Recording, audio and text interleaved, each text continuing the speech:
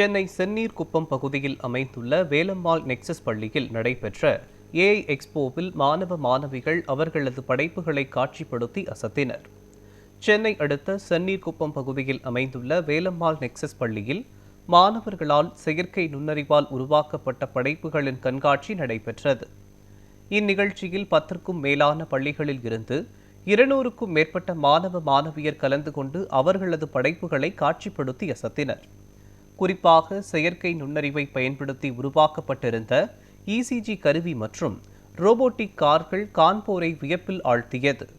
பள்ளி மாணவர்கள் சிறு வயதிலேயே ஏஐ தொழில்நுட்பத்தை உபயோகித்து பல படைப்புகளை படைத்திருந்தது அனைவரையும் வியப்பில் ஆழ்த்தியது.